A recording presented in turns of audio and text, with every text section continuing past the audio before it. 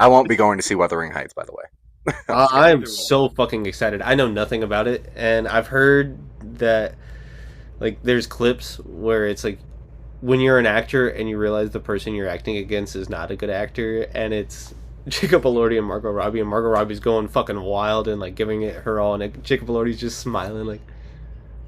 I mean, I liked him from Frankenstein. Just put him under Yeah, makeup. Oscar nominee. Thank you. He's I love great in it. Frankenstein. I'm so excited. I cannot wait for Wuthering But Heights. I'm not excited. Wuthering Heights, because it's in quotations. It's not the full. Because the theory is that it's somebody reading the book and fantasizing about themselves in the book, and I'm like, I Princess swear Bride. to Are fuck. weird. Do you know how often movie titles used to have quotation marks around them back in like the 40s and shit? I mean, like, it's not that uncommon. Everyone's freaking the fuck out about that. Like, it means something. I'm so like, excited. It's an old-fashioned thing that she's doing. Is like a stylistic thing. But no, I've already. I didn't really seen- like her last movie either, to be honest with you. So I still where have I'm not at. seen any of the. I have not seen any of the movies she's directed. I'm that not might going to help. see. Then that might give you. That's why you have hope. I'm not seeing. And I this. didn't I'm hate not the seeing movie. it. I just thought it was kind of like, it's a little trashy. I'm not seeing Wuthering Well, Heights. Promising Young Woman is great. I don't know what the fuck you're talking about. I talking heard about that the other was one. good. I heard good Saltburn? things about Saltburn too. Saltburn. Yeah, I didn't like Saltburn. Thought it It's was too presented as smutty. way more freaky Makes more movie sense. than it actually is. It is kind of All I freaky know- though. It's freaky, all I- but I've seen some. I worse. mean, I'm not saying that like they definitely overhyped the freakiness, but still. All I know is that he licks Fuck. gum off of the bathtub floor. Oh, it's worse. But And why? Why? Wouldn't you? Drive the women wild. Wouldn't you? Yep. Definitely. 110%. That's I don't really need context. Maybe that's why it's a freaky movie, and I don't think it's freaky enough because the freakiness is something that I'm like, whatever. That ain't shit. it seemed just sensational for no reason. And also the storyline, I did not give one singular fuck about anybody in the I do love the ending. cast. One not care. track shot. Oh, the shots were good. It wasn't shot poorly. It's just like, all right, what are we doing here? Wall Street in some fucking, like the sensational parts of that movie, God damn, I I can't don't know. find it. Sorry, I've got some hot takes about this. Directing. My job. bad. Yeah. You're not the only one who didn't like the movie. That's for sure. Promising Young Woman's great though. That one seems pretty good. Bo Burnham's in that, right? Oh, he's a piece of shit in that. Yeah. That makes me want to see it. Not that I don't like Bo Burnham. Like I do. I just want to see him play a piece of shit. Seems like it'd be funny. I played the vinyl of What You Got Me the other day. So Yes, I'm glad you You played were that. bringing- Bo yeah. Burnham, yep. And I remember the Bo Burnham box set. yeah. Hell yeah. You want to talk about a hot take? I never got him. Really? That's fair. I mean, it took me a minute, but I came around. Did you watch the Just Netflix never special that he did enjoyed over it. COVID? You mean the greatest piece of art to ever exist in the history of the world? No, I didn't. I wouldn't say that, but I love it. It was good. Yeah. Well, you'd be the I only gave him one that. because every single person on the goddamn planet was saying it when it came out. The single greatest piece of art ever created is this goddamn stupid fucking Netflix. Well, it special. wasn't the greatest art Reason ever Seinfeld- created. it's It was what very the art- creative for what It's he the did. art the world needed at the time. Yeah, I thought for what he did, it got bigger. Sorry, and that bigger sounded and like bigger. such a schmuck response. I mean, I feel I like just- it's one of those things that never- does get better the more you, because like at first it starts to stand up, and then it gets a little crazier with the songs, and then all of a sudden he's got sets coming in and shit, and you're like, oh shit, and he caps it never off found well. Him funny. I've never gotten him. I've never been remotely entertained by his comedy. I just, to each their own. I don't get That's it. an interesting take. I've never heard anybody dislike Bo Burnham before. I've tried. I just don't get it. It's not even that it's bad. I'm just like, okay, this is fine, I guess. Like, it's not for me. I don't know. It's weird. Fair. He's That's just fair. Very, very overrated. He's a good director. That movie he did, 8th Grade, was fantastic. But that's about it. Okay, so yeah, okay. I'm like, ooh, you can sing and tell jokes. You're amazing. Nobody else can do that. Like, I don't know. Like he's I don't so know. I'd give special. it a shot because That I don't might think need he to be felt that the- way. that might need He to be the didn't cold put open himself for the out there like that. episode. Yeah. As I say, I will say that he didn't put himself out there like that. He's never like, I'm the best. Other people just say that about him.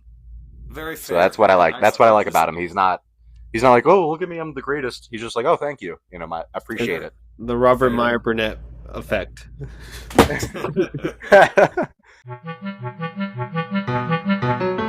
I'm gonna take a 3-piece with the boss sauce Picture this. and some macaroni and cheese. You just ruined the fucking punchline. Sorry. Are you drinking paint today, Sam? I'm drinking paint today.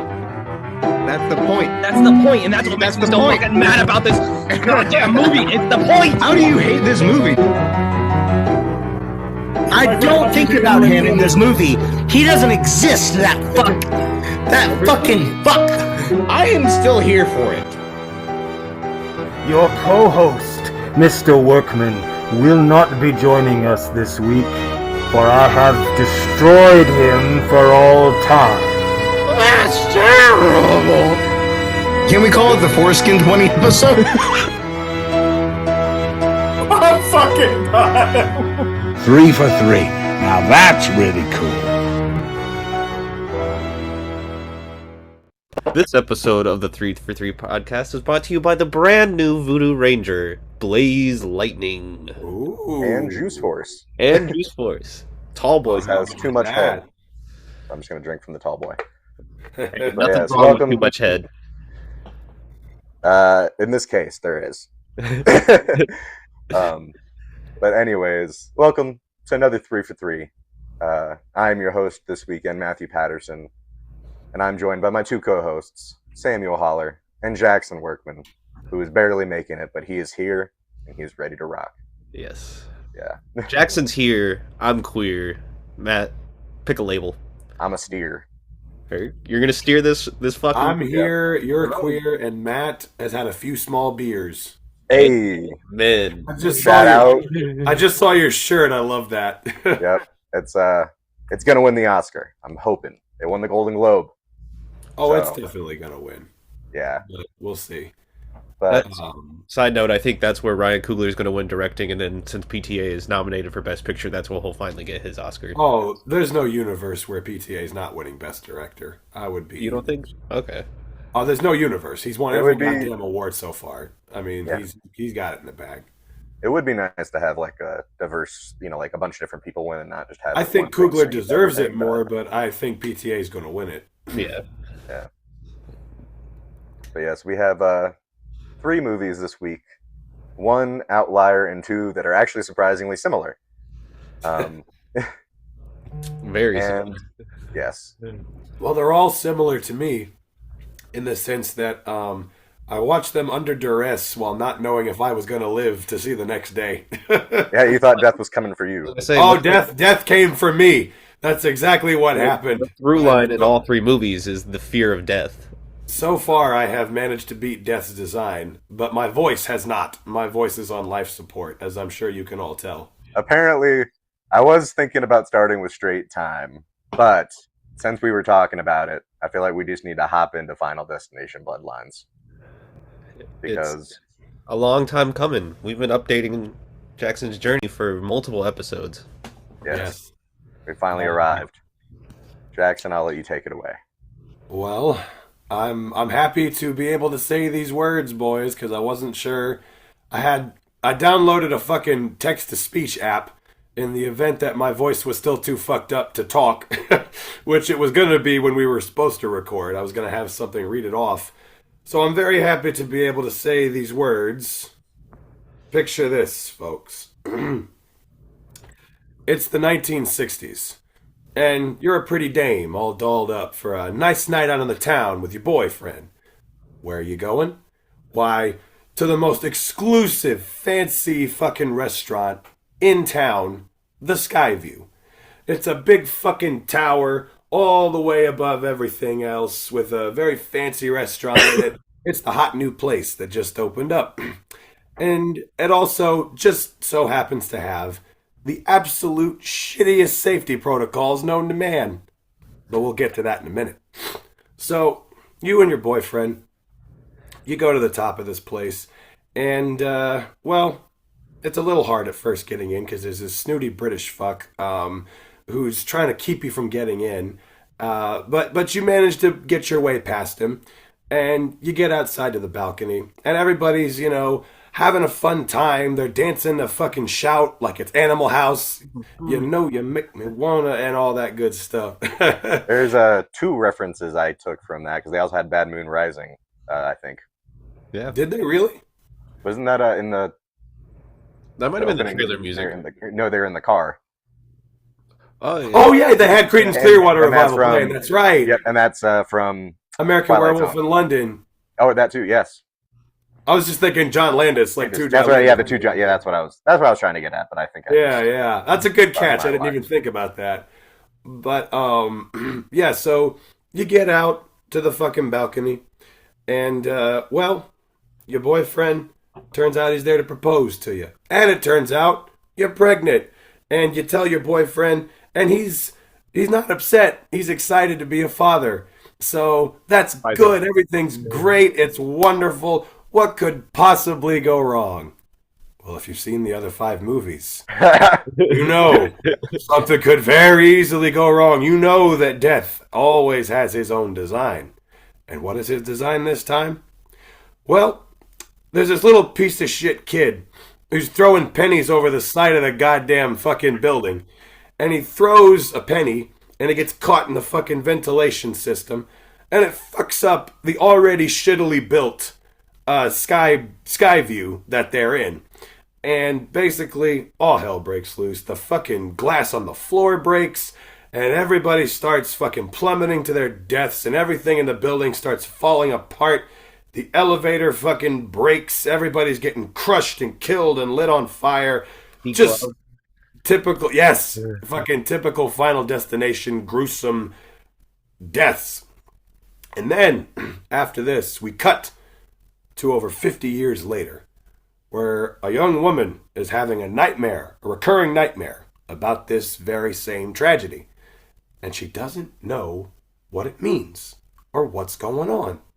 So she's got to find out.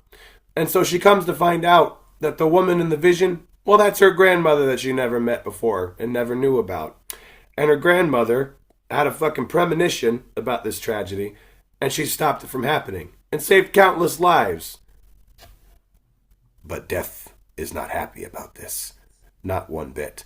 So he has spent decades killing all of the survivors and their descendants who were never meant to be born. And that means, of course, that our young protagonist's family is in grave danger. You got fucking all the shit you've come to expect from the Final Destination movies, and a little bit more. A lot more. All kinds of shit. It's fucking insane. As I've said before recently, I've been watching all these movies for the first time, and it's been quite a fucking ride. But before I get further into it, I'll just say, I fucking love this movie. I was not planning on picking it. I had a whole different pick all lined up for this episode. But as soon as I saw this, I was like, all right, nope, I got to get this one on the cast. I want to talk about it. I want to just express my love for the series because it's been fun, like watching them all. And this probably, I think, is my favorite one out of them all, if I had to say. But what did you both think? Sam, do you want to go first? Yeah, I'll go. This was my second time watching this, and the first time I had an absolute blast, but it definitely kind of like left my brain pretty quickly.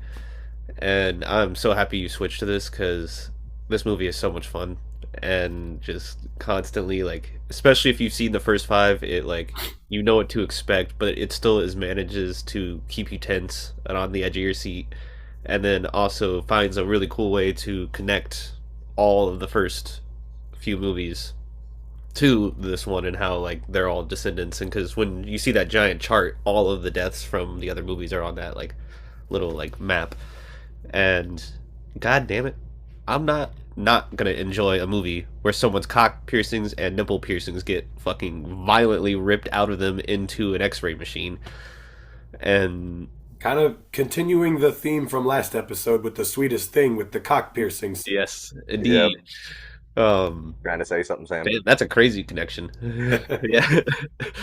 But it's just so much fun, and the soundtrack is fucking banging the whole time. Like the music is really good and keeps you just like interested, but also hyped. And God, that fucking kill where the grandmother comes out and then that pole just goes straight through the back of her head and out, and the blood explodes all over her face. Is just like this is what. Yeah, the way this she is meant for. screams with the blood, it was like one of my favorite shots. I was like, oh shit.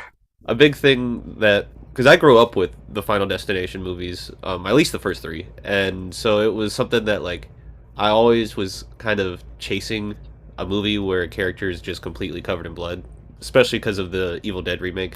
That was something that like I was chasing that kind of high for a while, and this did it so effectively with that shot and her scream, and it's like that. This is what I want. So Hell it's yeah. fantastic, and I'm really hyped because I think compared out of all three movies, this one left me the most energetic and the most like now I'm ready to rewatch all the other ones kind of feeling. So I feel you on that. I was thinking about rewatching some of them too because like I really haven't seen them in a long time. I remember seeing them as a kid and only like one time each, but they always stuck with me because of how fucked up the deaths were. And like I would always just kind of, especially before I liked horror movies, I kind of stayed away from them because I was actually scared of like that shit happening in real life. Uh, but I really liked this one. I actually, when I first saw it back when it first came on HBO Max, I did not expect it to be this good. But I think they figured out what they're doing. Like they know exactly how to play with you in a certain sense, and they know how to like keep you on edge, and then also do things where you already start imagining the way it's gonna happen, and it never happens the way exactly you imagine. But then what you imagine is worse, like with the glass in the freaking drink, and you think somebody's gonna drink that shit, but then it ends up on the ground, which causes him to like. I was like, that's just so creative, and like they play with that expectation of it a lot.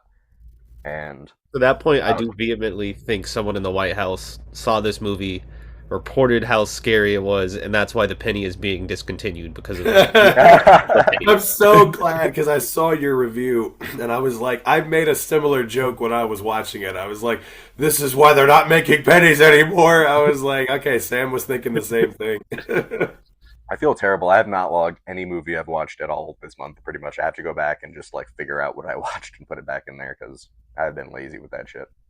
No, I get I it. saw my Russia said I've only watched 3 movies this month, and I'm like, that's false. So, yeah. But no, I mean, just this movie in general, good shit. Same like you, Sam. I want to rewatch the other ones, and I hope they make. Are they making another one? They are.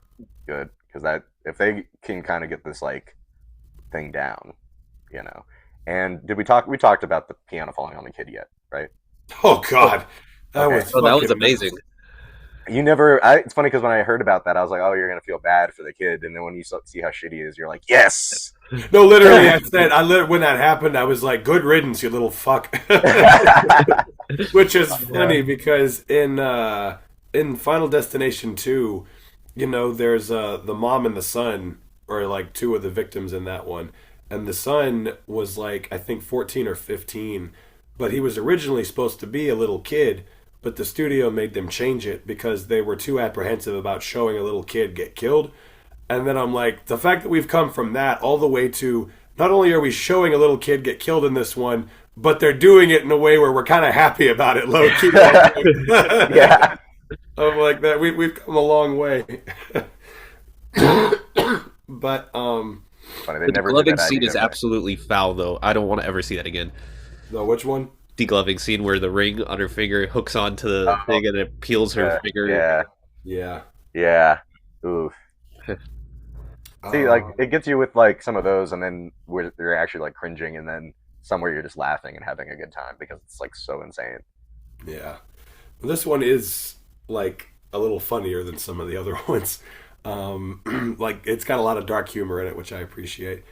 But yeah, so this one was, man, so just to clarify where I fall on the series as a whole, the first 3 I fuck with a lot. Anything negative that I said about the third one I take back, having seen how bad they can get. And the thing is about 3, I did really like that one while I was watching it. There was just that one stupid fucking plot point about the pictures that I couldn't get over. I was like, that's so goddamn dumb, and like I kind of knocked off points for that. But then once I saw 4, I was like, oh, I take back everything I said. This is an amazing movie. Wow, fuck. 4 is one of the greatest comedies ever made. Like, no question about it. Literally one of the funniest movies I've ever seen. I was fucking dying watching that movie. It's so goddamn stupid and funny and terrible. And then 5 was like... 5 was a little better, not much. That one was still terrible. The acting in that one was fucking atrocious. But there were like a few creative things. The twist at the end of that one fucking floored me.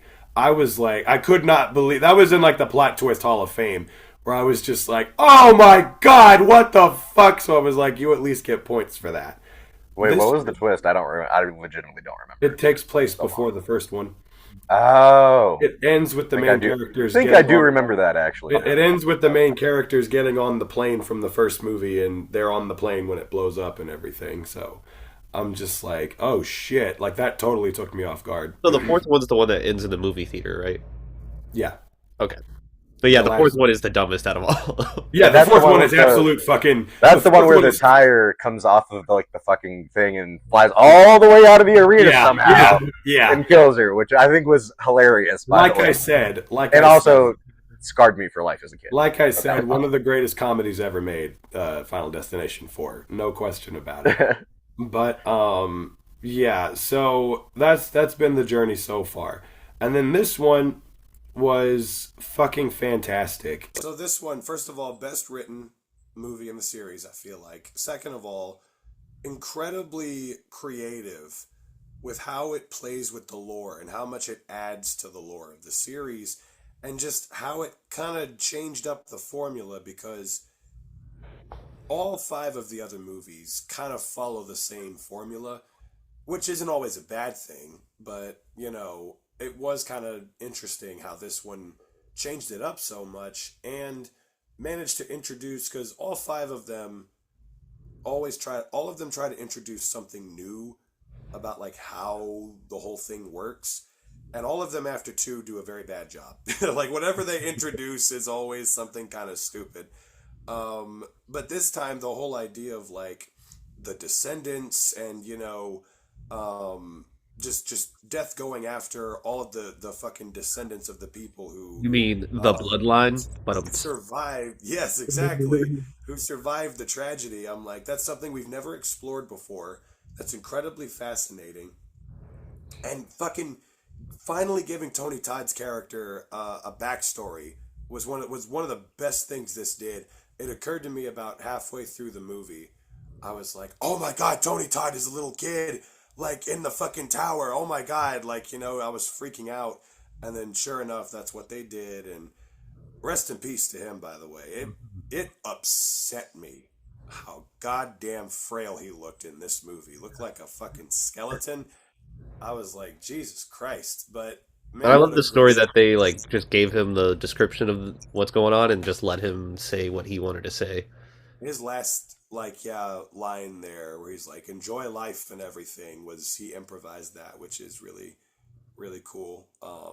And yeah, what a great way for him to go out, you know, the fact that he was willing to commit to it, you know, even though he was clearly very sick when he filmed it, is pretty cool. And yeah, again, just all kinds of great things this one does. You got great characters, you got great side characters, you got, like, you know, a great story with the mom and, you know, the family being kind of broken up and them having to reconcile with each other and everything.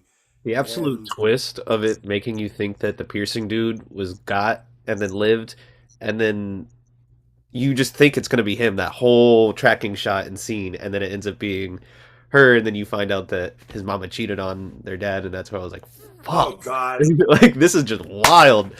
Yeah, yeah. There are like plot twists like that. That's not even like, you know, like you're like, oh shit. That would work in almost any other movie too. Like It just That's adds what so I much love. depth to the characters and gives Yeah. everyone more like realism in their lives. Well, that's what I love too, is the way they play with your expectations so much in that whole sequence where all the things where you think he dies in the tattoo parlor and then he doesn't, and then that whole scene where they're walking through the neighborhood, you keep thinking something's gonna get him, and then it gets the sister instead, and then that fucking shot of her face getting crushed by the garbage truck was fucked up. I was like, oh. Have you seen the practical? They did that practically. No fucking shit. Are you Yeah, like serious? her head was popping out, and then she had a prosthetic jaw on the front of her mouth, and then a fake arm, and so they closed it and it just ripped it off. Oh, that's so cool. I gotta find that. That sounds dope. Wow, that's awesome. I mean, I just love it. It just plays with it in so many creative ways. Going back to the '60s and like showing people having premonitions that far back, and showing someone who managed to survive death for over 50 years, which we've never seen before. I mean, just so many great things that it added to the lore of the series and new kind of avenues it explored. You can tell it was made by like devoted fans, and it was co-written by the guy who is one of the writers of the new Scream movies as well. So that kind of tracks. Oh, okay. Similar. It does have the same kind of like tone, I would say. Right, of like, you can kind of tell this is made by someone who like respects and cares about the series and everything. Slight side note: are we going to see Scream 7? Because I am. I'm not. I'm really interested. It depends what else is out at the time. I'm gonna go see it, but like under a little bit of protest. I'm gonna be like, I'm seeing this just because it's Scream, but I'm mad. Yeah, I still haven't But I'll still seen give it money. 6. I'm not gonna watch this one. Oh, you haven't seen 6? I thought you just were. Well, 6 is kind of fun. I have a good time. You finally watched 5, right? I just finally watched 5. And you did not like it, I'm assuming. I loved it. Oh, hell yeah! I loved it. oh. Then if you liked 5, 6 might not be as bad as you think, because it's like it's weird. It's not great. It's not like it's weird, but they do try to tie some shit back together. Well, I kind of appreciate that. My thing is like, it took a lot for me to finally watch 5, and I'm just gonna, count myself lucky that I loved it and not push it too far trying to watch the other ones. But and in this, I don't know about this one. That's why I'm like, in 7, if nothing else, replacing Patrick Dempsey with Joel McHale is one of the biggest downgrades in cinematic history. But, It is a sin. yeah, it's a sin. Ding. Yeah, literally. Final Destination. That was a good choice, Jackson. I'm glad you picked it. That's not what. Also, I think that's an outlier for you too, just in picks, like in Yeah, a good way. Yeah, I think again, it's just like I had to get it on because I just loved it and I just wanted to. As soon as I like started watching it, I was like, shit, yeah, I got to talk about this one because I'm definitely a fan of this series now. It's been such a fun, wild little journey watching all these. I kind of miss it. Tuesday had become like my Final Destination night, so I'm like, I'm kind of sad I don't have any more to watch, but I was happy to finally get to this one, especially after 4 and 5. It was nice, like getting back to a good one. I will say it's really cool. Kind of watching you dive into this series and find things to appreciate, because like this is something that as a kid I watched the first 3 on repeat all the time, and so like it's something I was like very into and comfortable with, and so I know very graphic body horror isn't your exact wheelhouse, and so that's where I like it. okay. Yeah.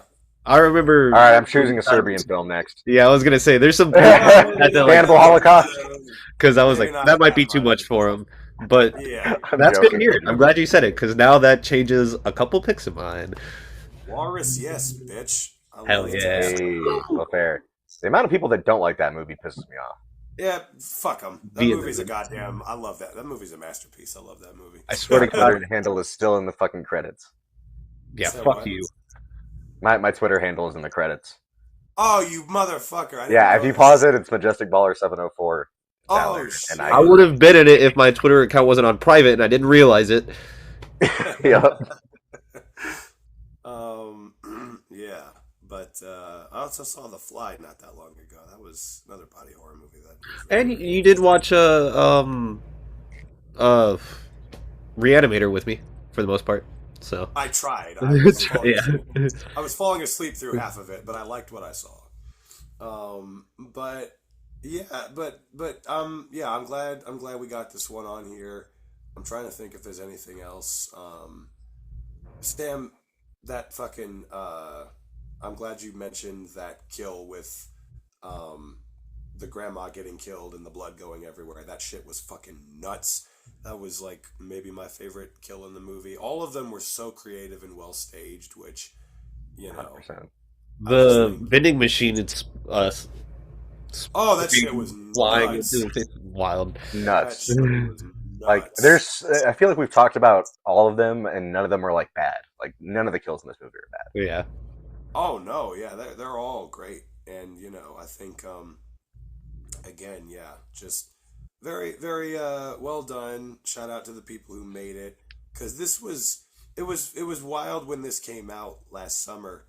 I remember being like curious, like how people were going to respond to it. I was like, man, they haven't made one of these in a long time.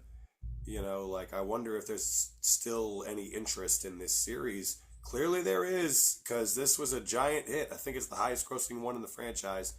So I think maybe the first one surpasses, but it's also the highest rated and most well received out of all of them. Mm-hmm. Yeah, it's I feel like they've really figured out what works, what doesn't, and they kind of just slam dunk this one. Yeah, that's back to Jackson's point. Like he respects the material and truly wants it to be good. They're like, just don't do what 4 did, and we'll be okay. Well, they got to be that. Like you said, Jackson, the dark humor. There still is a humor to it. They didn't try to take itself too seriously. You need to rewatch the fourth one, but with the 3D glasses on the next time, because it takes it to a whole other level. Well, that's the thing. Is like I'm sitting here. Oh my Jackson, God, did your light just went out? Yeah. Oh, yes. The snowstorm. This is concerning. God damn it. I wish I could charge my phone. But you just gotta light a fire in your living room and just huddle around it. But what was I gonna say? But I can't remember. But yeah, this was a great fucking oh no. Yeah, Final Destination 4. It was just hilarious because I'm sitting here watching it and I'm like, wow, was this made for 3D? I can't fucking tell. God damn. Fuck. Because 5 was also made for 3D, but you can't necessarily tell. Before it was like, Christ, this in is your face. The whole NASCAR thing is just ridiculous. And then the pool scene with the tube sucking the entrails out. I'll give him credit. That shit was wild. I remember being like, all right, you get props for creativity on this one. Didn't they want to kill, like, do the escalator thing? Yeah, it did the escalator at the movie. Was that 4 too? Yeah, because it ends at the... See, that's... Okay, that is the one I've seen clearly, like, that's the one that's stuck in my head other than the first one. It's definitely 4, because I remember all those. I need to bring up the scene with the glass and the ice. Like, freaks me the fuck out. But the tension of that, and then the fact that he ends up stepping on it and then falling backwards and the lawnmower hits him in the face. A lot of facial deconstruction deaths in this one. Yeah, very true. Because they play with you earlier, too, with the jumping on the trampoline, and you're expecting them to hit their... The tension of that with the rake under the fucking trampoline, I was like, "Oh my God!" You know. And then you're just guessing who has the glass in their cup, and then you think you know. That so good. And you know, Piercing Boy's plan was really goddamn stupid. I gotta say, because like, yeah, let me kill you with this fucking peanut thing, and then you know we're gonna bring you back or whatever. I'm just like, you know, it just goes to show. Not everybody is as capable as the girl from 2. Because she was able to kill herself and bring herself back to life. But she's smart. But these guys are fucking That's idiots. the thing. He didn't We got less than a minute left, by the way. He didn't realize that even though he wasn't a part of the design, that he was safe. That was his mistake. And you can never be safe. Very true. When you fuck with death, things get messy. and Nice, Tony. when you fuck death, things also get messy. Depends on the rate of decomposition, but The Final Destination XXX porn parody. Final Destination. my final destination is plowing death. Final masturbation. Oh, that'd be a good title. Aneurysm after they come. We're on to something, guys. Does anybody have any last thoughts about Final Destination Bloodline before we move on to the next two movies? Side note, if anyone watches this and wants to experience them with a very funny podcast that is not our own, check out the channel Pretty Much It, because they have every movie with audio commentary, and it's just sometimes I'll throw them on with the commentary, and it's a fun time having someone else joke with you while you're watching the movies. So Yeah. Hell yeah.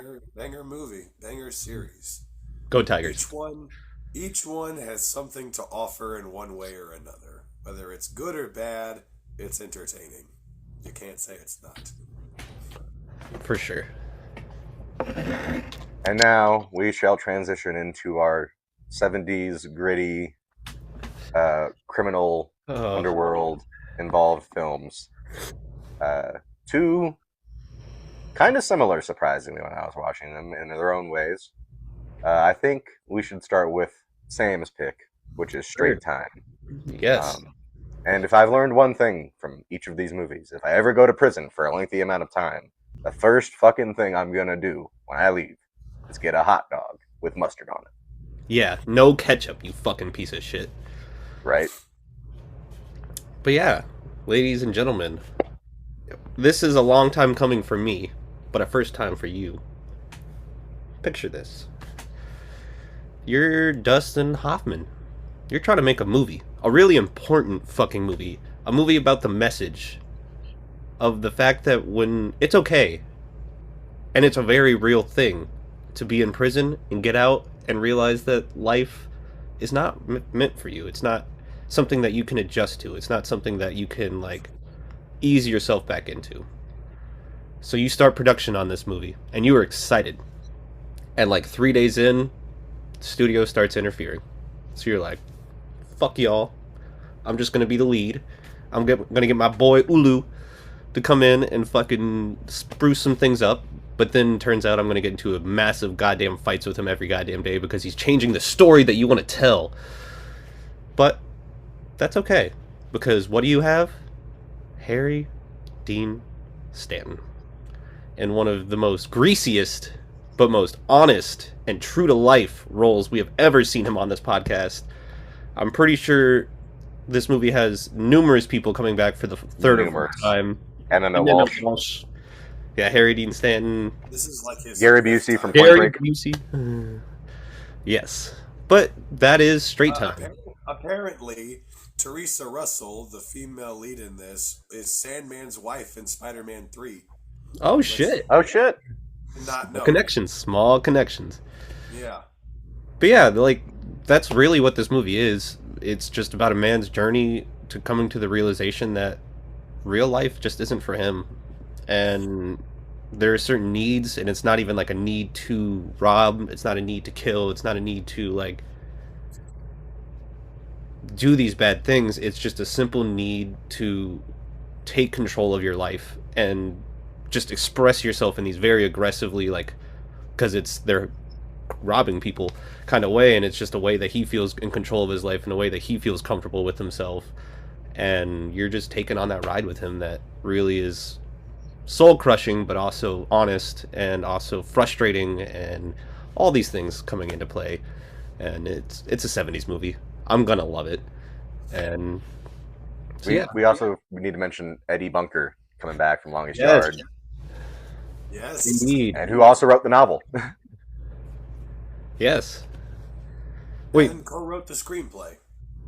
So, I guess Final Destination isn't. But then that means both me and Matt's picks are based off novels. So. Mm-hmm. There Yep. you go. But yeah, I despite hearing the insane stories and, like, the problems that this movie had, Gun McCain is based off the novel. Mhm. Oh. It's like Keylock or some sort of weird title. Interesting. I'll look that up in a little bit. But We yeah, gotta fact check ourselves. I mean, I do lie a lot, so. Let's see, Candy I Leg. was looking at. Candy Leg's the name of the book that Machine Gun McCain is based off of. But I think it's really cool that despite the insane amount of like problems that this movie had, and like the directorial changes, the studio interferences, that we managed to get a movie that was really well shot, really well acted, really like I found it engaging. I can see how people wouldn't, because it is very slow at points, but it just you can't help but like these people, and I think that's the issue is they want the worst for themselves, and you just don't know how to tell them that you deserve better, and all that kind of stuff. So Yeah, I mean, I really liked it. I thought it was like one of the few times where honestly, Dustin Hoffman is a really good actor, but like I straight up don't like. I kind of stopped seeing Dustin Hoffman when I was watching this, and I just saw the character. And I was like, hell yeah. Also, bro suspiciously looked like Tim Allen. I just want to point that out. Both got a mean mugshot too. Yeah, that's why I was like, literally the hair and the mustache was kind of, I was like, okay. Sorry to go back into it, but it also just makes you think like the people he was around, like getting out of prison and choosing not to do the things that you used to do, but still hanging out with the people who got you into these things, the people who are still living this life. Like, you can't be mad at Emmett Walsh for busting him, for breaking his probation, but like also it's like, how do you kind of get around that kind of situation? And so I don't know, this movie made me think quite a bit, and I don't know if it's really there on screen. It really connected with me emotionally. So yeah, this was an interesting one for sure. My viewing experience of it wasn't the best because I was sitting here watching it at night, and then about halfway through the movie I started coughing so hard I was throwing up a little bit, so I had to stop, go to bed, and didn't finish the rest of it till the second day. But it was nuts because I was super into it. I was like loving it. And in the first half, I was like, oh, okay, this is a movie about a guy who is trying to, like, he's gotten out of jail and he really just wants to put his criminal past behind him. But because of the system and how fucked up it is, he's unable to do that. And like Emmett Walsh represents the system, who just sees him as a criminal no matter how hard he tries to better himself and all that good stuff. And so it was interesting. And so the part where I stopped it was like right after the scene where he handcuffs Emmett Walsh to the side of the highway, hands which is down. fucking insane. That whole scene was fucking nuts. It was like pretty much right, like a scene or two after that is when I stopped. And then I started it back, right? The next night. And then the movie is about a fucking guy who has no interest in putting his criminal past behind him, who is just a born and bred criminal, who is a completely self-destructive piece of shit, who is not holding himself accountable for his own fucking actions, and is getting his friends killed and killing his friends for shit that's his fault. And I remember at one point thinking to myself, did I start the right movie back? Like, what the fuck? I was like, this took such a goddamn hard left turn. Like, I didn't expect it to go that direction, because it seemed so much in the first half. And maybe this had something to do with all of the changes they were making during production. I don't know. But it was wild, because I was like, they seemed so intent in the first half of making the case for, like, so many criminals, like, genuinely who try to move on and better themselves can't. But then they make it, oh no, he's a completely unsympathetic piece of shit. I goddamn hated him by the end of the movie. I mean, he just He kept hated getting himself. worse and worse and worse. When He did hate himself, killed Gary yeah. Busey, the amount of rage that went through me in that moment, I was like, I hope they fucking kill your ass, man. Like, god damn, you suck. It was insane. So it was definitely weird.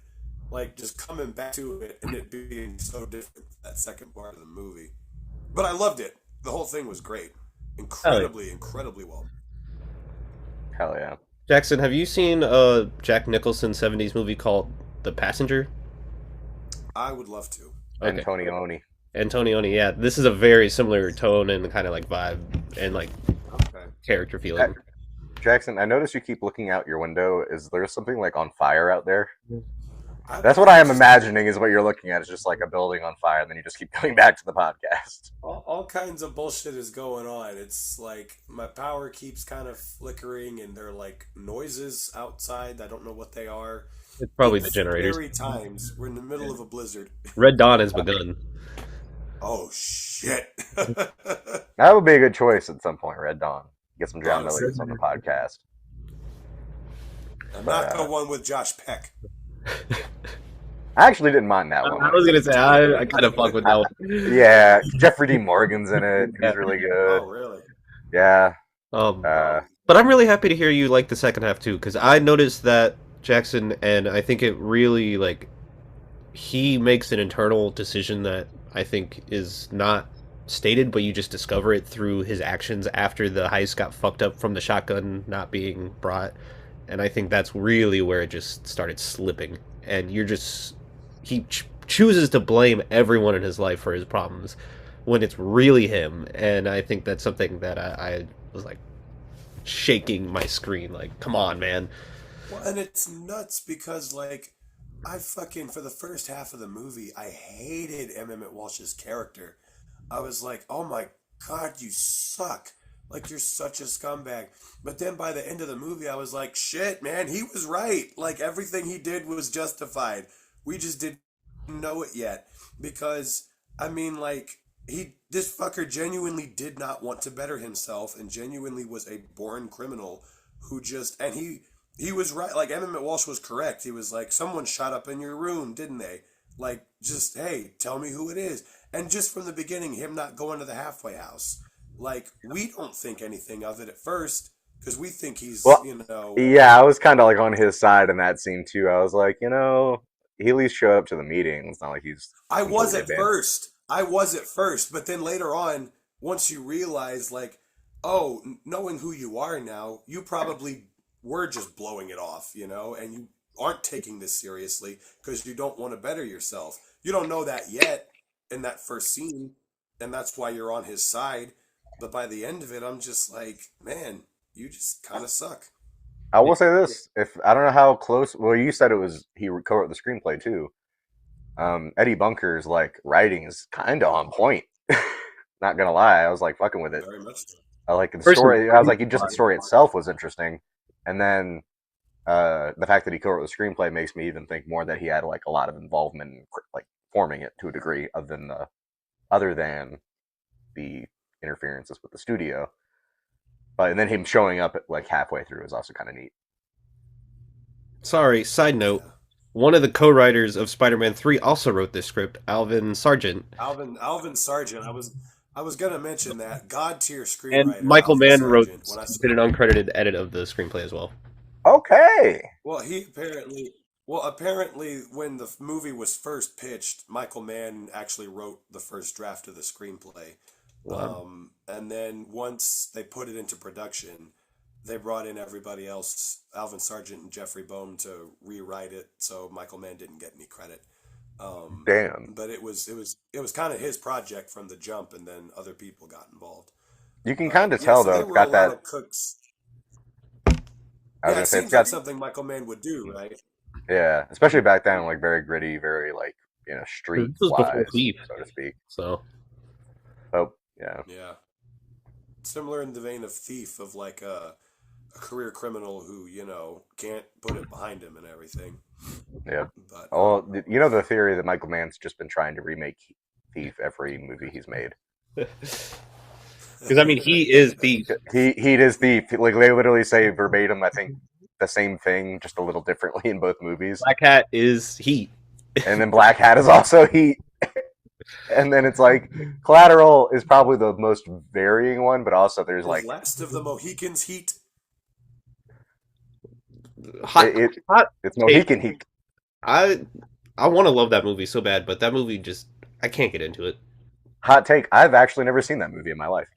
Oh yeah. Well, you're not in North Carolina anymore. I was gonna say it's a North Carolina tried and true tradition. Apparently, they filmed. I'm a Colorado now, so yeah, they Broncos. filmed Jackson. Yeah. They filmed near really? Jackson and the Appalachian Trail and where that kind They of. filmed it near where I live, if I'm not mistaken. Maybe I'll choose that, and I'll illustrate how it is also still Heat and Thief. Last of the Mohicans. It'll be the season 3 PowerPoint presentation. Yes. I'll have a Charlie Day moment where I'm just pointing at a bunch of threads, and I'm just like, cigarette Well, hanging out of my mouth. he's making Heat 2 now, so I guess he really is trying to remake Heat. I need to watch. I have the novel. I need to read it, but I have it, I'd and like to read it. It'd be interesting. I think it's got a good cast. I do think, Sam, like you said, it leaves you with a lot to think about. It's interesting because it's like, I don't know. It took me off guard in so many ways. It was also, I know Dustin Hoffman was supposed to direct it. Ulu Grossbard killed this shit, man. This is my first movie of his I've ever seen. I want to find his other shit because god damn, what an immaculate job he did directing this movie. And Dustin Hoffman killed it in his role. I mean, just like you said, Matt, you kind of stop almost seeing it as Dustin Hoffman and you just see the character. I think in particular, the scene where they're breaking the glass and he has the gloves and the goggles on and everything, that's when I was like, you are not Dustin Hoffman at all. You are this just destructive force that is ruining everything. That's when I fucking like really was hating him too. I was just like, Harry Dean Stanton keeps saying, we gotta go. And he's like, no, there's one more goddamn piece in here that I need. I'm like, you fucking idiot. What are you I do doing? I mean, not get it, but like, he was looking for the ring that he wanted to get her. But like... No, I think he just fucking... the way I interpreted that was he just fucking didn't want to leave a single piece behind. Because he's fucking crazy and because he's a fucking criminal and because he's just like, I don't want to leave until I want to, you know? Well, I didn't read it like that at first. I did, but I think Sam might have a point though. Like he might have been looking for the ring. Did he ever get it? No, I don't. Oh no, yeah, he did. Yeah, I don't think he did. Yeah, because she was holding the woman behind the desk and he snatched it out of her hand. But then, like, no shit, Gary Busey fucking left because he was strictly told after 5 minutes, leave. Something went wrong.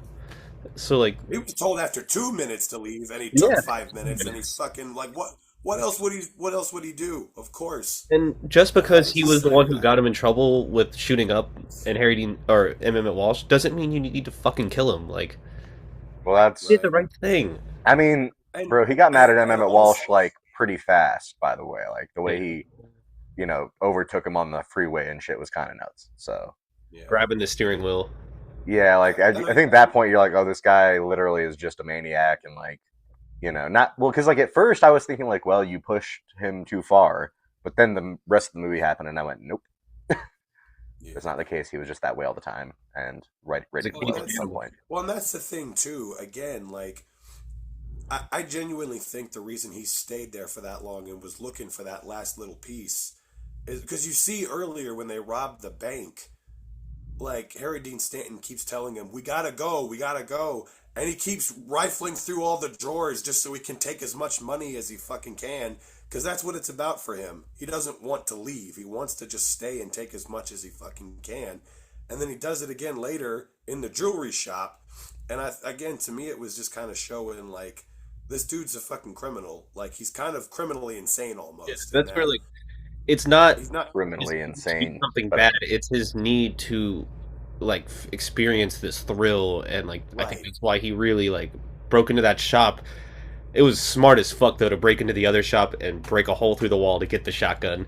Because I found that very interesting. And I think it was, like, he's chasing this feeling that like he wants to just permanently feel. And so like when the heist goes wrong with the gambling, he goes and steals that shotgun. He makes sure that his life fucks up more so he can still chase and achieve this kind of like feeling that he's wanting to get. And so yeah, I agree. Maybe it's not the ring. Maybe he just was so high on the like thrill of doing this that he just didn't want it to stop.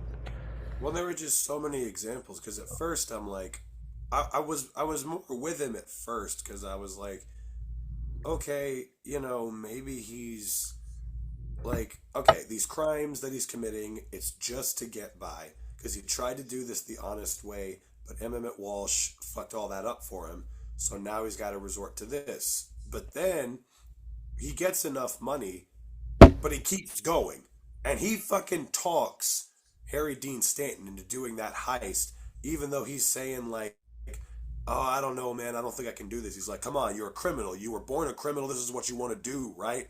I'm just like, you're literally, because again, that scene earlier where Kathy Bates kicks him out of their house. Kathy Bates. I know. Kathy like, Bates. We even talk about Kathy Bates being in this yet. Yeah, like easily the youngest I've ever seen her in anything. But she 100%.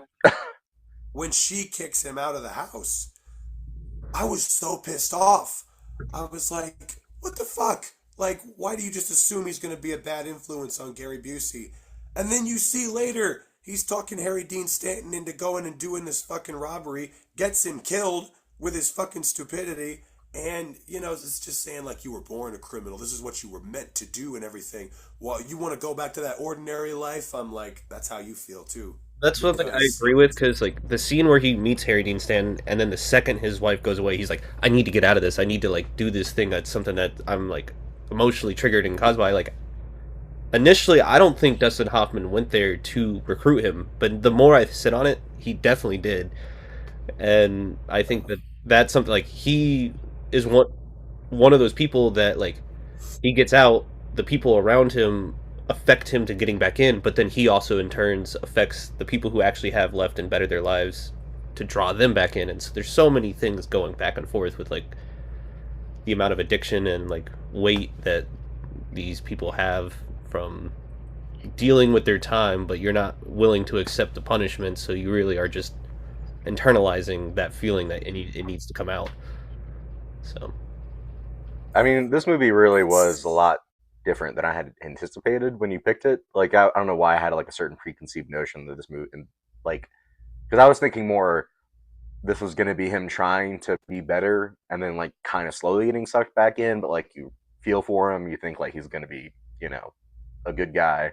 And like Jackson, you mentioned it, and he just doesn't. And that's such an interest for me. That's interesting. I think like I'd preferred that movie to what I had in my head, honestly. Because I felt like you said, also you said, Sam, I was thinking a lot more than I thought I would. Like I was like, what's going on here? Like not just kind of sucked into it, I guess. yeah, But in a good way, like in the way that it should be. You shouldn't be like sucked into a movie like this and be like, oh, it's fun, we're having a good time, because that's not what it's that's supposed where to, especially just with the subject matter itself. the idea Not- of a dude getting out of prison and trying to better his life, done a million times. But I think the way that they make these characters don't give you certain information, makes them so personable, but also so you detach yourself so hard from it that like you accept anything that they're doing until you make your decision on how you feel about this person morally and all that kind of stuff. So It's also funny how quickly Gary Busey, or not quickly, but how Gary Busey has gone back to this character later on in life. oh yeah, It seems like that's who he is now. Have you guys seen that recent video of him? The one where he's like, this is what a goose sounds like. Yeah, Sam. Honk! oh okay, Honk! yeah, I saw that. Honk! I think I sent it to, I don't know, I feel like I sent it to you guys, but No, yeah, one of you sent that in the Instagram. yeah, I was like, it has to be, because like, but I still think about that, and I'm like, yep, that's, because when I watched this, I was like, oh, Gary Busey's still a fucking idiot. Yeah. Hey, I've Ginger seen Man, Ginger Dead Man is a testament. R.I.P. the motorcycle that crashed his life. He's a likable idiot in this movie. Nowadays, he's just a creature. He's Well, just. what I think is really cool is that Jake Busey forever. in the 15-ish years between this and Point Break, maybe a little less, going from like White Sands is a movie I really want on this or Light Sleeper is a movie I really want on this podcast. Sam Rockwell, young as fuck, playing a junkie, and then you see Sam Rockwell in like 10 years, like completely changing his whole script, and that's kind of what Gary Busey's career kind of trajectory started. Speaking of Sam young Rockwell's as fuck, amazing. Speaking of young as fuck, we cannot forget this is the film debut of Mr. Jake Busey, who plays Gary Busey's son. So That's why I was like, I had to bring up Jake because It's that perfect. would be Jake Busey. I think he was in Aliens, right? he was no. Who am I thinking of? Jake Busey was in The Predator. Oh, that's what I'm thinking of. Very Because easy Gary for me to get Busey those. was in Predator 2. 2. Yep. Hmm. Jake Busey's in Starship Troopers though. That's what I'm thinking of. Um, That's what I'm thinking of. Jake Busey was also in Contact. yeah, I love that movie. I have it on Laserdisc, but I've never seen it. I've Really? only seen scenes from it. What? I want to. It's on my list. It's on my list of like, okay, blind spots here, but I've never seen it, but I just remember the Family Guy joke. It already got blown up by Jake Cock-a-Doodie Busey. do we have anything left to say about straight time, guys? Are we straight at a time? It just like I almost picked this last season, and I'm really glad I waited because this was like a week that I was like, I don't know really where to go, but I feel like this is something that has the chance to that for me to either really like or find it really boring, and I'm just happy that I was engaged. Hell yeah! I was all in on it. I was super locked in when I started watching it, which is why I was so pissed off I had to stop. And I was just as locked in for the rest of it. It went to some places I wasn't expecting, but like you said, Matt, I think that's more interesting than if it had kind of more done the thing you were expecting. It was like, okay, like okay, you're surprising me. Let's see where this goes now. I don't know what to expect anymore, And just, the hatred I felt when he killed Gary Busey. Oh, the anger. That was just like, and Emmett Walsh was also very good in this as well. Yeah, well, he's always great. He's I don't one of think my anybody ones. we've had recurring actors. They're always great. And speaking of We should recurring also actors, point out, by the way, that this is Dustin Hoffman's second appearance after the holiday. Yep. And Teresa Russell was great as fuck. Kathy Bates first, I think, though.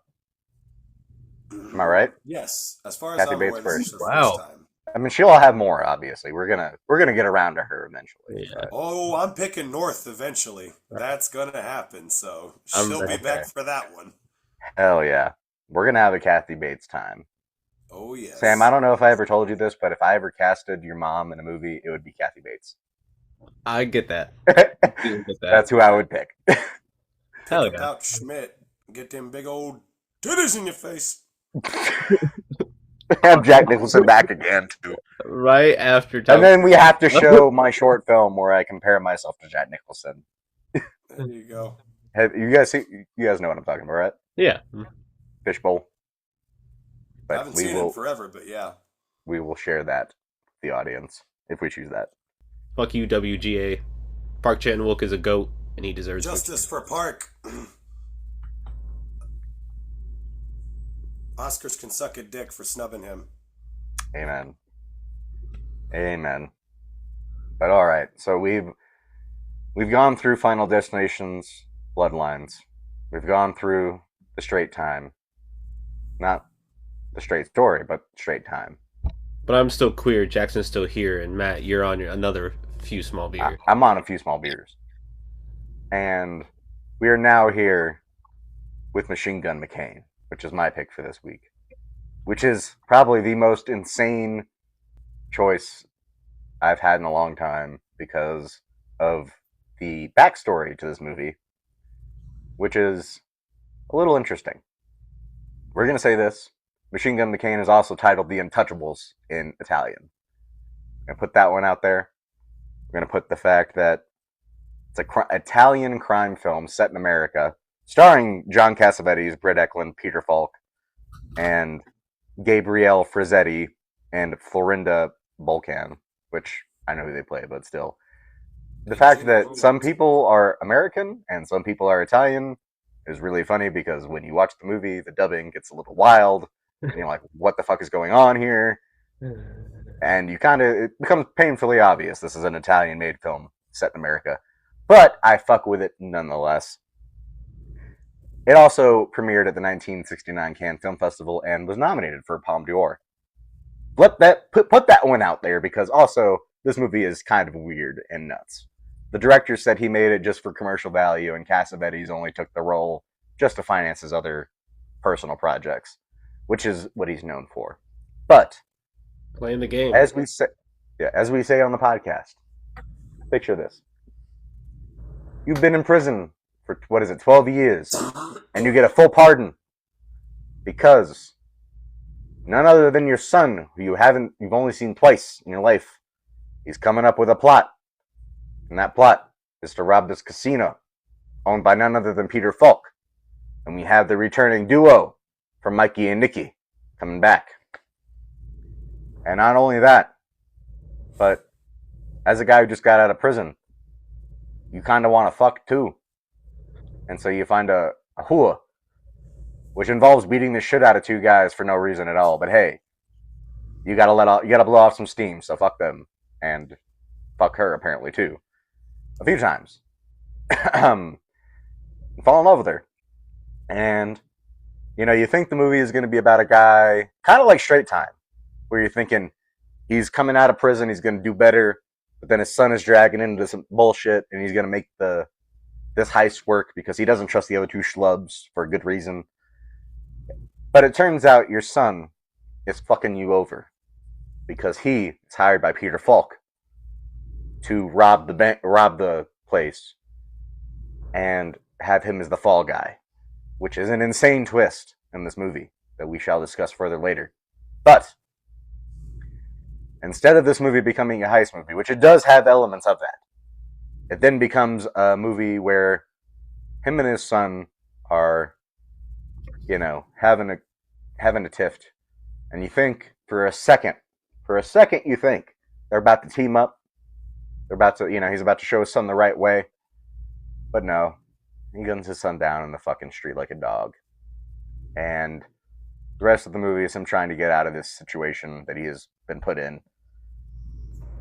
And the movie has the most nihilistic, sad ending you could imagine. And there's so much certain potential for it, but it is what it is, and it is shot well. The dubbing is weird, but you forgive it because you know that it's Italian. And I feel like I was invested in the story. I will say that. And we will say this. Ennio Morricone, as the composer for this, similarly wrote a ballad, very in the vein of Django. This ballad for Django. So we're just going to put that in there. This is the American Django, maybe. Because the man was a slave to a prison. Also, fun fact, they shot that without permits at the San Quentin State Prison. And I'm just like, imagine showing up and just being like, hey, we're shooting a movie. And they're just like, yeah, I guess we'll open some gates for you. Fuck. I was like, okay. I really liked the way it was shot. Thought it was interesting. I really wasn't pleased with the ending, but also I don't think you're supposed to be. And I think it worked for the movie.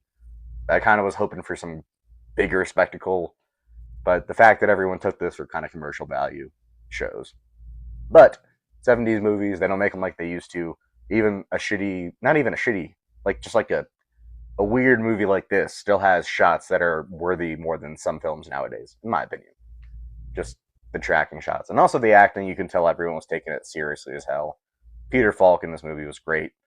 When he's talking to that guy in his room, and he's like, from Mulberry Street straight to the top. I fucking loved that. And I was like, you know what? Good shit. And then, of course, not jump scare because she's in the credits.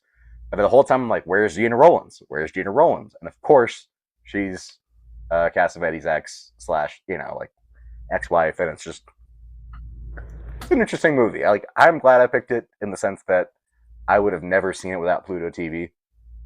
And I looked up all I looked up was John Cassavetes' acting roles because I saw him in we have the station at our that Gray owns, which is Outlaw TV, where they play old Western stuff. And for some reason, John Cassavetes' face in a Western was on my little monitor the whole time I was prompting that night. And so I was like, you know what? I want to go home and watch more Cassavetes acting. And I picked this movie and I said, I have to pick this for the podcast. We have to watch this. It's fucking weird and insane and cool at the same time. So I'll leave it up to you guys to express your opinions about this movie. Well, that's where, as you put it, Matt, this would, on paper, be my bread and butter, but this, on a very weird experience, was one of the few times on this show where I've had to watch a movie and then go back and just rewatch it a day later, because I was very gorgeous, music's really interesting, but I just didn't click with the story, and I just didn't really I was worried because I was thinking oh, maybe I'm the person who's not going to be 3 for 3 this week for the third week in a row. But it was something that once I sat down and rewatched it, and the scene where Peter Falk is hugging that dude and he's looking at the other dude and the other dude's signaling him, and he's just his lazy eyes going crazy, and he's knocking and stuff, and it just to quote Jeff Ross, I've heard of lazy eyes, but that left one's collecting unemployment. That's a good one. But also, even earlier in the movie, that the POV shot of the release from prison at the very beginning, it's everything I want from a movie. It's everything that I would expect, but also always forget how much I love from Italian cinema, especially in that time period. And then the fact that there were moments on the second watch where I was really locked in, and I was everyone's going wild, everyone's doing good, and then a random actor will have some lines that is horribly dubbed, and I would just laugh, and then get yeah. That's why I do my best to forgive it for that. I'm okay, I'm not gonna dog it too hard for the dubbing. Well, I mean, but the lines though sometimes are just atrocious as well. In all honesty, it's it's no different than a Sergio Leone movie. All of his movies are like that, where the main 4 or 5 actors are speaking English, and every single other person is an Italian actor being dubbed over. So I'm I don't know how though. I forgive it. Movies, I can forgive it here. Well, those are easier to forgive because they're almost all westerns, other than Once Upon a Time in America, which that dubbing wasn't terrible in that movie. I thought because most of them were American, and there was no weirdness. But I kind of forgive the spaghetti westerns for that a little easier when then comparatively to this is set in America. Crime drama. I like so that. That was how it is though. It is. It is. I can fuck with that actually. Because, if you think about it, John Cassavetes does have similarities to Eastwood in the certain masculine, strong, tough guy thing. And also, there's obviously some questionable scenes, when he forces her onto the bed, and then she just kind of gives up. It's a little, nowadays especially, okay, that's 70s shit, and also a male fantasy that would never exist in real life. Yeah. So, but you can, I don't know, because you're right, Jackson, it is a kind of a spaghetti crime drama. And it's pulpy, too. In a sense, which is why I kind of was okay, I'm fucking with this, even though it's not going in the way that I expected it to go. It does get a little, like I said, nihilistic and dark at the end when you there's hope for certain characters to redeem themselves, and by the time they haven't, honestly, when John Cassavetes killed the kid, that's when it turned for me.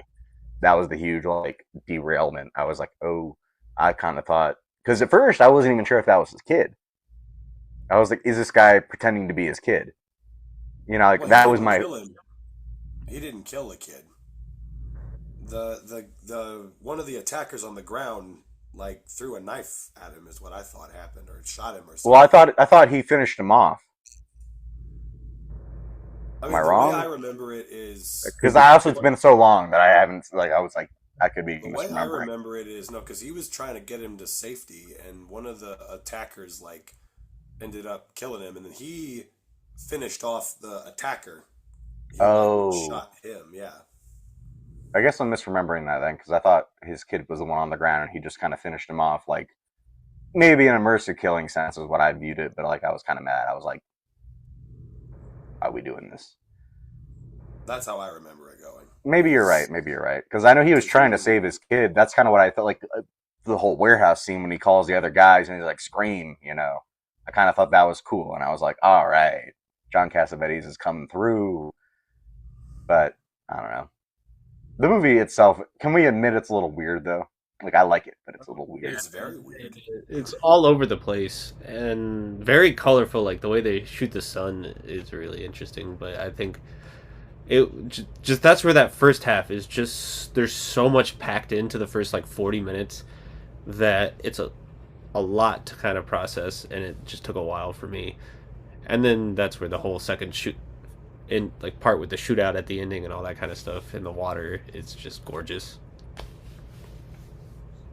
Yeah, it was interesting because I knew nothing whatsoever about this movie. I'd never heard of it before Matt reviewed it on his Letterboxd. I was like, okay, this is going to be interesting. I had no idea it was completely made by Italians. I didn't know it was going to be like a spaghetti crime drama. That was like, oh, all right. But then in the opening credits, all the names are Italian. So I was like, oh, all right. I guess that's what this is going to be.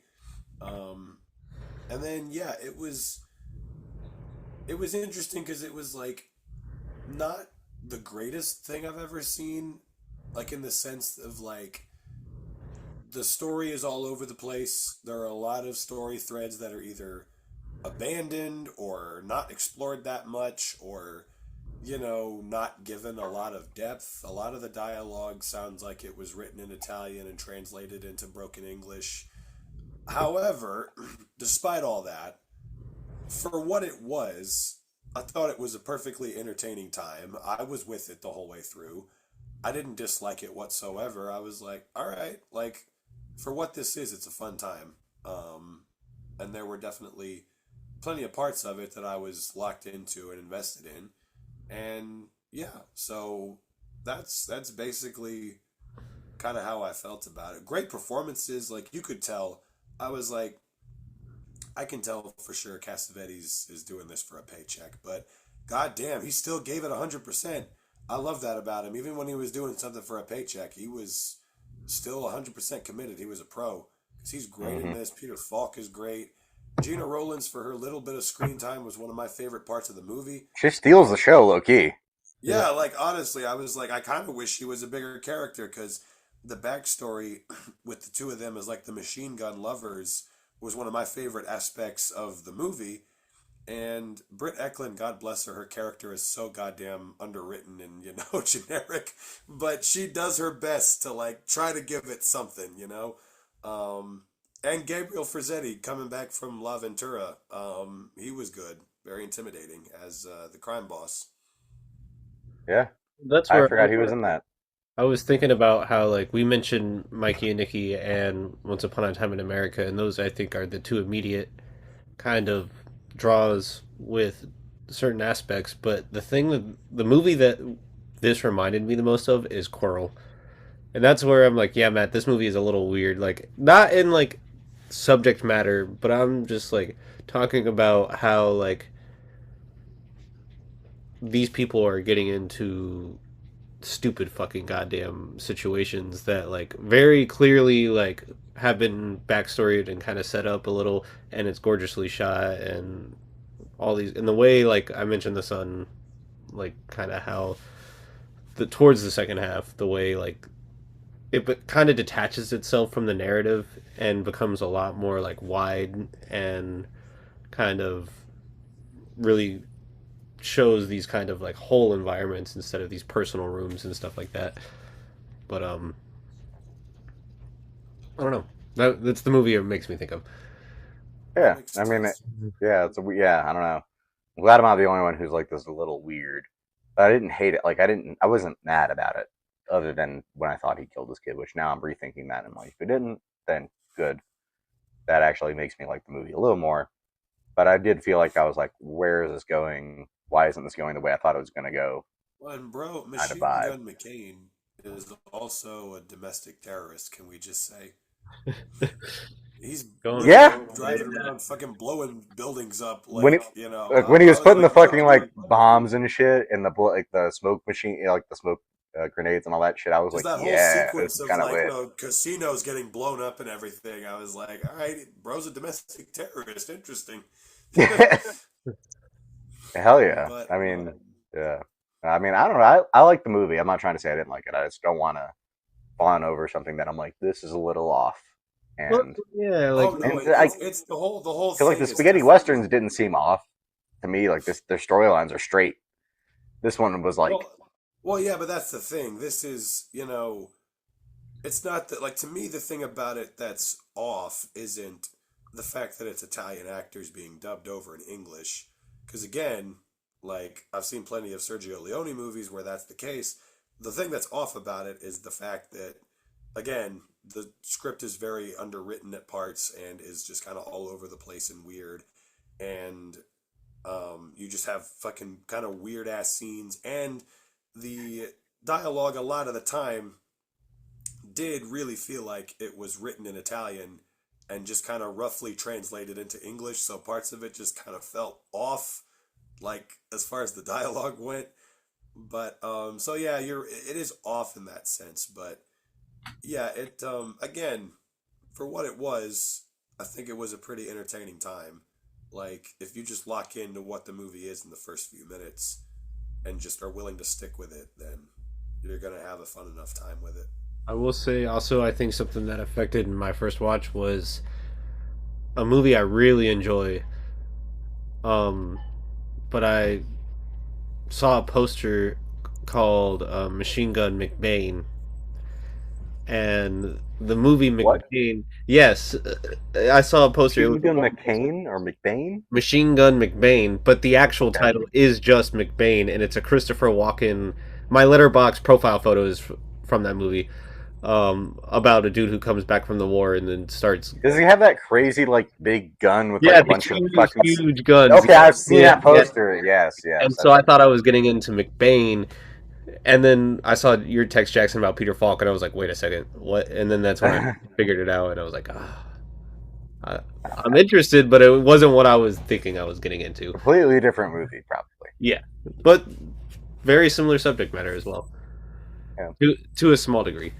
I will say the surprising similarities between this and Straight Time were like interesting. Yeah. Like the fact that they open with somebody getting out of prison, that type of shit. Yeah. Going to get a hot dog. My original pick, which I guess I'm now picking next week, was going to be closer to this because that's also a crime drama, but I had to switch it at the last minute. But what's nuts about this is I found out apparently this was the first time, because I assumed that they cast John Cassavetes and Peter Falk together in this because they always did everything together. This was their first time working together. Yeah. Like this was before any of the movies that Cassavetes directed that they did together, or Mikey and Nicky and anything like that. And I was like, what the fuck? That's nuts. It's the first time they worked together. And Gina Rowlands is in it too. And like all these people who were like in Cassavetes' circle, like the first time they all worked together was in this weird little spaghetti crime drama movie. Like that's kind of nuts. Yeah. I mean, I don't know. This movie, I'm glad I picked it. I hope we're going to find out in a second. We can do a drum roll. Are we 3 for 3? Who wants to go first? 3 for 3. 3 for 3. I'm 3 for 3. I'm 3 for 3. I am 3 for 3. Yes. Oh, yeah. I wasn't. We did it. We did it. 3 for 3 for 3? 3 for 3 for 3 for the first time in history of 3 for 3. And we all picked crazy picks too. I think we picked very ones that we weren't sure about. It wasn't like it. This was a risk. This was a risk this week. Yeah, it was. I think Machine Gun McCain was the biggest wild card, but it worked. It worked. That's why I was so like. That's why I told you guys I'm not sure if I'm going to pick it, and then I said fuck it because we got to take risks at 3 for 3. We can't just be. Well, I'm glad we did this because I can guarantee you with Sam's next pick. Oh yeah, we're not going. Oh no! Everyone I know has said that movie sucked. Like 3 people from Cinemark posted that picture, a picture of something like that, and then said 0 out of 10. 0 out of 10. I have not heard literally a single, not even a kind of a remotely quasi-positive thing about it. I have really bad things to say to you. One doesn't matter. One actually does. The 2 positive reviews I have seen out of the probably 100 plus negative is this person who was like, I know nothing about the game, I know nothing about like where the story is supposed to be, but I took it at face value and it is really gorgeously shot and very interesting.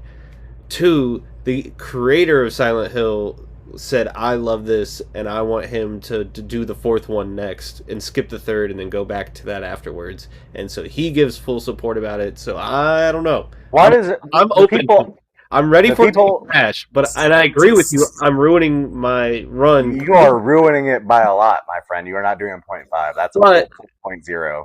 I'm open to it, and I want you to go in open to it, and I think we should all like kind of. I'm going in open. Be ready. I'm just saying, everyone at Cinemark that I know, like they've posted the picture of either them going to see it or the poster and saying this shit sucks, in their own way. One person literally said 0 out of 10. Sam, if you want to make us see it, that's fine. But don't sit here and try to tell me that there's a chance we might like it. I think there's a chance I will like it. I don't know about the 2 of you. We're going to find out when we go. I'm going into it with a very, very open mind. And I've heard the music is really good. And so I'm ready. And that was one of the main reasons I'm doing this is watching the original for the childhood special. And then a week later being like, oh, there's another one coming out by the OG director. I mean, we have hyped it up to the point where we have to do it. At this point, yeah, we've talked about it so much. So I have 0 faith in the movie, unfortunately, from what I've heard. The only reason I'm even going to do this is because I can watch it for free with my Regal app. If I had to pay money to watch this, I would just not do it or just sneak into a theater. Or something. I had a ticket for Avatar 4 or 3 and then watch. Yeah, there you go. Give the money to them. Yeah. Well, everyone, this has been yet another episode of 3 for 3. We will be back with another very special episode next week in which some things might be a little different, but in probably a good way. I am fearful for my life next week. Well, your pick is gonna outweigh like mine by a long shot. It just really comes down to not because of your pick, but because of I guess I can't give it away yet. But we can't give away the surprise. The circumstances of next week. I just remember when not to spoil it, but unhinged is the word we'll say. Yes, unhinged. The last time this scenario presented itself, it was very unhinged. So it better get worse. We only have to one up ourselves. So. Frankly, it's not a better. It's an unwritten fucking fact that it is going to be worse, and we just have to find a way to hone it in. We're gonna hone it in. We'll figure out a way to hone it in.